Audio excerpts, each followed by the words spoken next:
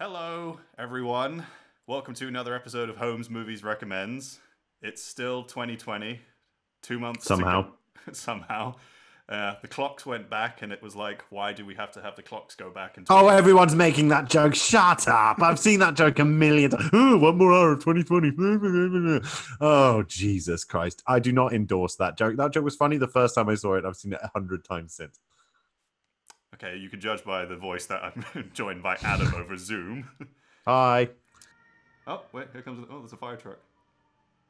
I swear, like, the street where I live, like, there's, like, fire engines, ambulances, There's like... strange occurrences going on. Whatever happened to that car that was parked in the middle of it? I got picked up by okay, so basically there was a car that broke down on the middle of the road, and the driver, it looked Eddie, like, it's not an interesting story. well, it was basically looked like a guy had left it on the road, but it got picked up by Falk, which is like, what's like the American equivalent of a car. It's the AAA? fire brigade, the AA, yeah, it's a car abandoned, picked up. That's the story. Yeah. I didn't want you spinning one of your yarns, because we've got to recommend a film. Yes. So say something. Okay, I'll recommend a film. I will recommend a film. I'm gonna recommend. I'm thinking of a film. Like, wait, why are you buffering? I'm not buffering. I'm going to recommend a horror film. Not a horror film that I've been watching during Scary Movie Month, but a film I watched sort of in the amble before Scary Movie Month, in the later part of September. Otherwise known as September. Yes, basically. Have you been watching any horror films over this month? Yeah, a few actually. I watched Suspiria the other day for the first time, and I absolutely loved it. It's great, isn't it? So much fun. Isn't the soundtrack so good? Well, it's more of it's a score, really. It's less of a soundtrack, I'd say. It's written for the film by Goblin, yeah,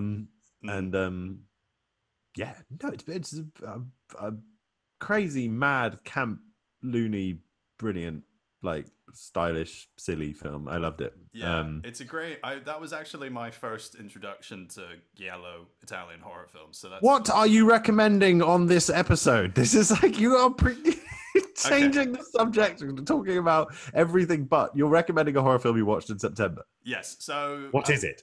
Well, it's a sequel to, like on one of the episodes I recommended Jaws 2. So I'm going to recommend a sequel that probably... Jaws 3. What? No, not Jaws 3. Revenge. Jaws 3 is pants. No, I would never recommend Jaws 3. Is that the one that's 3D? No, what?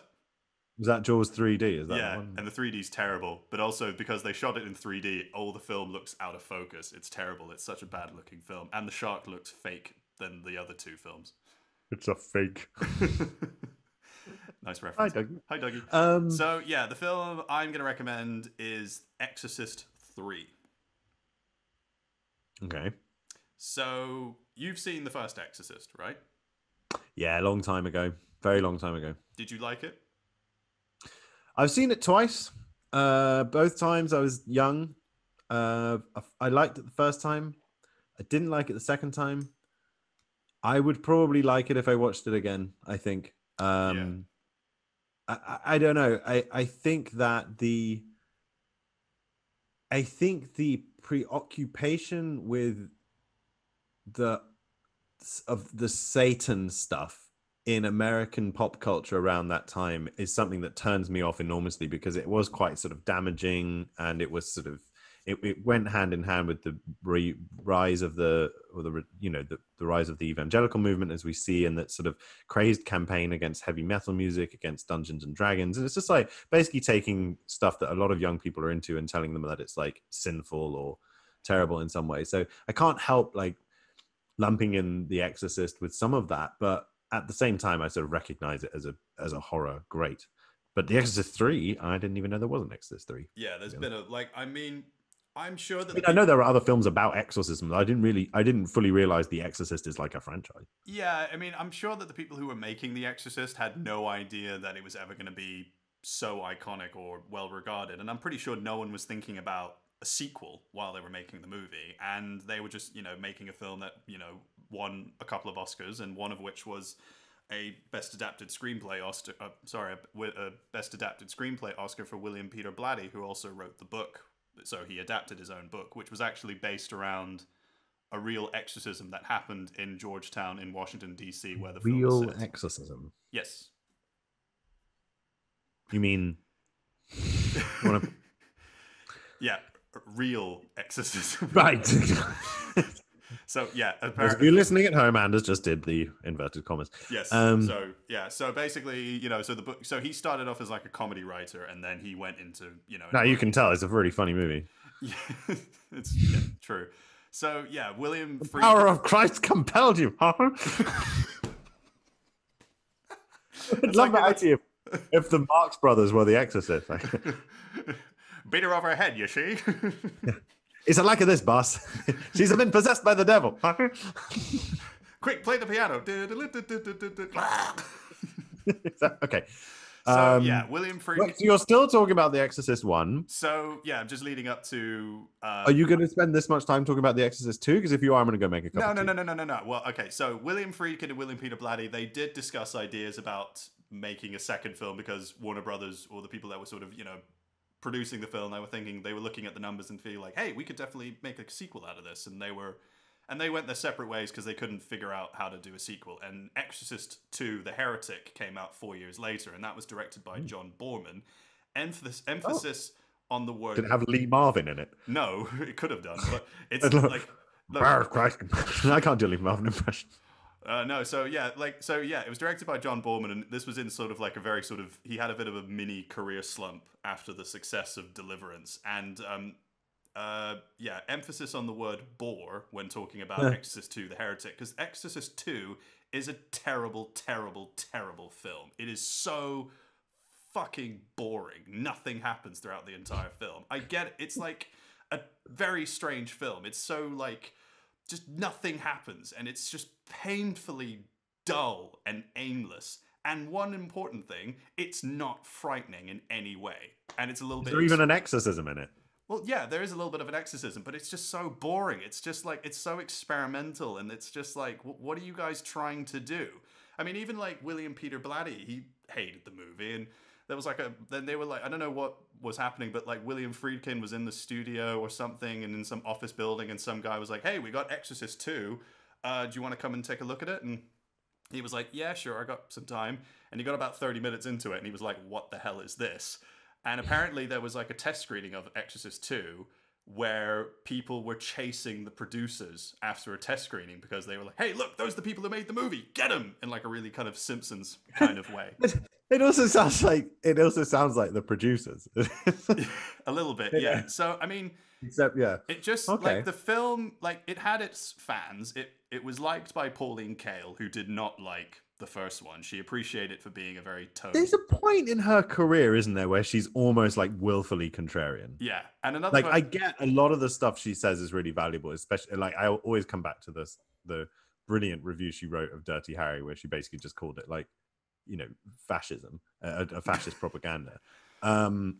But there were times where it's like, all right, Pauline, just like chill. Yeah, I mean, Martin Scorsese really liked the movie as well, but from a religious point of view, and it's the most boring film I've ever seen Richard Burton in. I bet that's got some competition though, because he did some strange shit. But yeah, I mean, the thing is, he mainly did this movie as a paycheck because he was divorcing Elizabeth Taylor at the time, and he had an astronomical vodka budget too. Yeah, I mean, Linda Blair sort of noticed halfway through the production of the film. Wait a second, Linda Blair is in the second one? Yeah, it's about her, like the aftermath of it and stuff, and apparently, like, in the aftermath, she has to go to like debriefings and PTSD therapy. What is her doctor is played by Nurse Ratched herself, Louise Fletcher, or as I like to call her, Miss Ratched. Well, hang on a minute. So you've got Louise Fletcher, Richard Burton, Linda Blair. Yeah. You've got John Boorman directing. You've got a great concept. And more importantly, you have James Earl Jones playing an African witch doctor.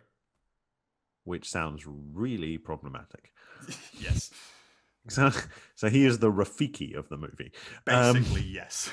Right. Okay. So that's. So it's a but very. Still, it's James Earl Jones is in the film. You've got. It's wonderful. It's amazing when this stuff happens and they get all these stars literally align and they fuck it up Yeah, they fucked it up. They completely fucked it up. And also, it's not the other bad film in the franchise. They did a prequel in 2004 with Stellan Skarsgård playing the Max von Sydow character. So it's like, okay, who's a very recognizable Swedish actor? Stellan Skarsgård. He can play him.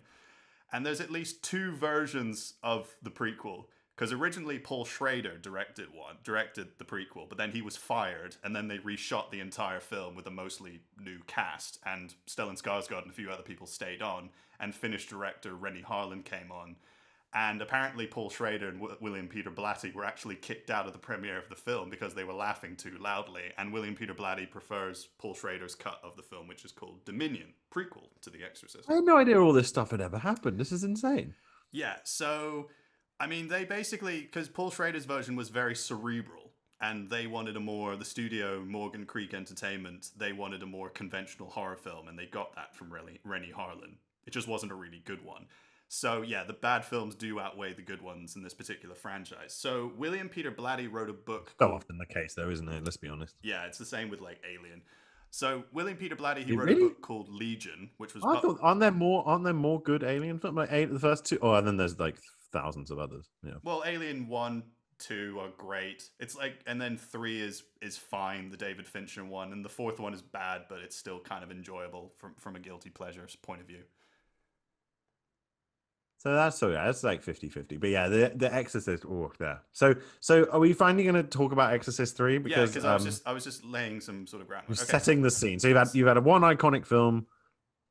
Very, very obviously a lot of investment in the second one, but massive turd in the that landed. So they think, okay, well, third time's the charm. So they make Exorcist 3. So William Peter Blatty, he wrote a book called Legion, which was published in 1983, and it's a mixture of horror and the whodunit detective genre, and that served as the basis for what would be Exorcist 3, which he would be directing and writing as well, and that was released in 1990. So the film stars George C. Scott as Lieutenant William Kinderman, who is replacing the role that was played by Lee J. Cobb in the first Exorcist. Oh. And so he is a man who is basically haunted by the events of the first film, as he was friends with Father Damien Karras, who was played by Jason Miller, who I didn't actually realize is the father of Jason Patrick, which blew my mind. And Father Damien Karras, as most people know, he's the guy who jumps out of the window and falls down the steps at the end of the first one. Take me! Dimmy, why you do this to me? Ah, that's such a terrifying scene. Anyway, so Kinderman is basically someone who's losing his faith in humanity, and the film begins on the 15th anniversary of Father Karras' death, and he spends that day with Father Joseph Dyer, and he is played by... I'm not joking. The guy who plays Father Joseph Dyer in this film is called Ed Flanders. Kindly hope. So yeah, these two, they banter with one another and they have a very strong friendship. It's really well written, and their performances and the chemistry are really strong. It's like watching like a married couple, and you can really believe that these two have very much benefited from each other and from one another's company over the years, and they've been friends for a really long time. And Kinderman is investigating these very brutal murders that are familiar of the Gemini killer, a serial killer who died in an execution 15 years ago. And the Gemini killer was based on the Zodiac killer. And his investigation leads to the psychiatric wing of a hospital where he meets patient X, played by Jason Miller, a man who looks like the late Father Damien Karras. And his form changes between Father Karras and that of James Veneman, played by Brad Dourif, who is the Gemini killer. So it's so basically Brad Dourif as well. God, he shows up in all sorts of things. And yeah, Brad Dourif, he is fucking amazing in this movie. He is terrifying as well. It's just he's one of those people who's never put in a bad performance in this. No, he is even in films that aren't particularly good, like he's still brilliant. He is just giving it his all in this movie. There's just like the way he's introduced into the film is absolutely terrifying in the most simple way. And I think Exorcist 3 is really effective as a psychological horror film and is a true sequel and heir to the first Exorcism film. And William Peter Blatty directs the film like with such unique simplicity and restraint. It is a slight slow burn. It relies heavily on mood. it's very unnerving, and it's similar to the style of the first film that William Friedkin directed, and it's very light on music, and it has a very eerie sound design. There's no stylish camera work to make the film more frightening than it needs to be. Like, the camera is just static, and there's these really like long drawn out takes where you're just on edge and you're just sitting in anticipation for something scary to happen. And there's like one particular scene where it's just brilliantly built up to such a satisfying crescendo, and I jumped at one moment. It's so good. Like, William Peter Blatty did a very good job, and it's such a like great script as well. He was a very good writer, and there's such like intrigue, and it has such an engaging mystery that pulls you into the film. And George C. Scott as Kinderman, it's one of his best performances, and he carries the film so elegantly. And he was made for horror films. The other horror film that he was good in was a haunted house film called The Changeling, which came out in 1980, directed by Peter Medak, which is a terrifying film. Also, I think that film is on Martin Scorsese's favorite scariest horror films list, along with like The Shining and The Exorcist and a bunch of other films. But I need to watch them. But the person who steals the whole film is Brad Dourif as the Gemini Killer, and it's just one of the most frightening and charismatic performances that you're ever going to see in a horror film. Bit of trivia about the film: Jeffrey Dahmer, the serial killer, was actually a huge fan of this movie, and apparently, according to one of his survivors, he was forced to watch the film with Jeffrey Dahmer, and apparently Jeffrey Dahmer was very engaged and enthralled by it, and was in a very sort of hypnotic state when he was watching the film. Jesus. Yeah. That's creepy. That's concerning. Ugh. Yeah. But there's like some really great shots of Brad Dourif where it's just like close-ups are on him, where he's like staring directly into the camera, and it's like he's looking into your soul, and he's like penetrating your inner conscious and psyche with his really threatening eyes. His role in the theatrical cut of the film was reduced slightly. He shares the role with Jason Miller, who was brought back because the studio wanted a familiar face. Because this is again, with the prequel, The Exorcist, there's like two cuts of this film. One of which is called the Legion cut, which was William Peter Blatty's like original cut of the film, and apparently it was like lost for a period of time, but then they found a bunch of footage from the original cut and they cut it together in this film. And it's still, I saw this film, like I saw both versions back to back, because Arrow Video released a Blu-ray where you can watch, where they've released both films in that DVD. So it's like, in his cut of the film, the Legion cut, it doesn't have an exorcism, and Jason Miller's character is not in the film because he wanted a film that was very, he wanted to distance itself from Exorcist 2 and do something that was a little bit more different and not really have it be called Exorcist 3. He just wanted it to be called Legion. And Nicole Williamson, who plays a character called Father Morning, he's not in the original cut, or is Jason Miller. And they forced an exorcism scene into the finale of Exorcist 3, which William Peter Blatty was. I hate it when people fuck up good things. Yes, because it's that famous quote from William Goldman: "No one in Hollywood knows what they're talking about or knows what they're doing." And William Peter Blatty had a lot of fights with Morgan Creek Entertainment, and sadly he lost the fight. And George C. Scott and a bunch of actors, including Brad Dourif, they said so many positive things about him. And George C. Scott famously said the producers of this film wouldn't be satisfied until they wouldn't be satisfied unless Madonna came on and sang a song at the end, which is kind of funny. But so you should watch both cuts, is what you're saying? Yeah, I'm not like saying which one. Both do things very differently. They both feel like two very separate films. Like, one of them is the theatrical cut is basically, it's an exorcism movie, and it sort of feels like a sequel and stuff. While the other one, the William Peter Blatty film, is a little bit more ambiguous. It's a little bit more cerebral, and it's a bit more on the psychological edge, and it's not so like flashy as the theatrical cut. Like, I think both versions are good. I think both do things differently and maybe a little bit better, but they're both fine films. Both versions are fine. Well, honestly, it sounds really up my street. I think I'm going to add that to my watch list. So yeah. Thank you. I will say Brad Dourif's performance in the William Peter Blatty director's cut is much better, because I think his performance is a lot more restrained and more creepy in that regard. Like in the other one, he's like, shout, shout, and shout again kind of thing. But still, it's still... Dorif isn't a shouter. That's the thing. Like, you don't really imagine Brad Dourif as a shouting man. Yeah, he's a bit of a shouter. So yeah, but yeah, normally he's not. That's the thing. That's what I'm saying, is that's unusual that he would do that. He would go that route, because he's normally quite sort of quiet and intense rather than like loud. You should see the Child's Play movies where he voices the Chucky doll. He shouts a lot in that movie. Oh, fair enough. Maybe I just haven't seen the right performance. Oh, okay. Well, that sounds good. Yeah. So yeah, I mean, it's fun watching both versions back to back, and it's quite fun that like his version of the film is available, so you can get a clear idea of what he was going for. And it's, if that version was put into cinemas, maybe it would have found an audience, maybe it would have divided them. Who knows? There would have been a small cult following, and it probably would have gotten a more modern positive response when it came out. I'm not going to say which version is better than the other. It's not really a competition to show which one is the superior version. It's, it's rewarding that, his version is available, and I think it's great. That's the thing. It's just the fact that another one exists is good, Yeah. So it's, we can, it's like,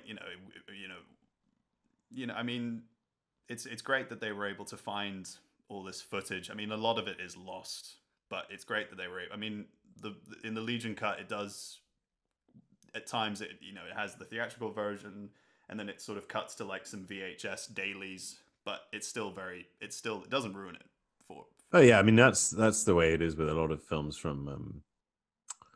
A lot of films where there's lost footage. I mean, the version of A Star Is Born from the 50s with Judy Garland and James Mason has some scenes in the modern cut where they use stills from the production because they couldn't find the actual footage, and that's fine. You follow it pretty well. Yeah. So anyway, yeah. Well, that's my little review of the film. So it's I'd give it 4 out of 5 stars. Oh, yeah, typically generous. Yeah, and but don't take this as an insult. I do mean this as a compliment. Watching George C. Scott in this film is kind of how I see you as an older man. I think that's how as a grizzled detective. No, just like we're fine, like a bit like that and stuff. There's a moment where he's just like, it is not in the file. It's not. It's just kind of reminded me. And I first of all, your George C. Scott impression is amazing, and second of all, I think I'm going to be a quiet old man. I think I'm do all my rage early in life. I'm an angry young man who's going to turn into a sort of disgruntled old man. I feel like I'm going to be closer to like, I don't know, Abe Simpson, for want of a better word. Shut up! Yeah, exactly. I don't know. I don't know. I think I aspire to be like Henry Fonda, and I'll turn into some sort of like, I'll be like one of those guys in the bar at the end of Back to the Future. Like, yeah, he looks like he took his shoes off a dead Chinese. Just look who buzzed through the door. Yeah, exactly. That's going to be me. Anyway, enough of that. Yeah, so that's my recommendation of the day. So yeah, of the day. Evening. Well, this isn't. We long since gave up on this being a daily thing since you went off and did your bloody movies. Yeah. Okay. I'm sorry. These haven't been coming out every day. People have noticed that we have basically not released an episode for about a month. That is true. But anyway. So. Join us tomorrow or in another month's time to hear me recommend a film. Yes, I'm looking. And you should follow us both on Letterboxd because we have lots of lists and things that you can look at, including the list of Holmes Movies Recommends. So you can go back over all the other crap films that we've recommended and watch them. And one of the films you actually recommended is something that I have on my pile, and that is Carnival of Souls. Oh man, that is such a fun film. Oh yes, I've been reading up a little bit about it. Apparently they only had like 5 people on the crew, like on the entire film crew. You can tell. But in a good way. I mean it in the best possible way. It is perfect, like independent movie making. It is so good. Yeah. Well, I'm looking forward to watching it, and I'm also looking forward to hearing what you will be recommending to us. Oh, yes. Yes. Maybe I should stick with the scary theme, seeing as we're in October. Yes. What a great way to escape the horrors of 2020 by watching some made-up ones. Yeah, right, exactly. Okay, let's get out of here. Yeah. Well, that concludes another episode. I've been Anders Holmes. Do check us out on Twitter and send us an email to holmesmoviespodcast@gmail.com. And do you have anything to plug with the DuBois Center? Oh, yeah. We did a video recently, speaking of 2020. There's an election coming up. You might have heard about it. But we did a video about... Yeah, exactly. Do vote. Unless you plan to vote for Trump, in which case, jump off a bridge. We did a video that just showcases some of DuBois's writing that we think has some relevance to now. So you can watch that. Anders can drop the link into show notes. Mm-hmm. I added it. I linked it to our. I did another. It's a different video. No, it's a different video, but I linked it to the Audette episode that I posted on YouTube today. What, the one, the words of DuBois for our time? That one? Yeah. Oh, cool! I can't believe you're actually like doing that shit. Oh crap! It's playing. Look, I'm trying to get the link on. No, because I'm trying to get the link up on YouTube to send to you in the chat, and then no. You sent it to me on WhatsApp, so I just took it from there. And oh God, I completely forgot I did that. Well, there you go. Yeah. So yeah, okay. Well, please, yeah, do add that again. People should watch it because it just gives you know a nice rhetorical framework for thinking about the longer history of all the problems that we're going through right now. Yeah, nothing to plug on the W.E.B DuBois front. I can't believe that like his legacy is now like tied up with this stupid film podcast. I'm pretty sure that's not how he wanted it to go. Yes, I am almost certain that he did not want to be somehow linked to this ridiculous project. Anyway, it's my job. I like to spread the joy. Everyone should read DuBois because it's great writing and it makes you think about stuff that's important. So it's like a Sean Bean. I'm gonna go and what? Stuff. It was like Sean Bean there for a second. It was like, I think about stuff. That doesn't sound like Sean Bean at all. You sound like that was like a British William Shatner. Yeah, that was a terrible. Sean yeah, you sound like someone from like you sound like Jarvis Cocker. Or that bloke from the Lightning Seeds. So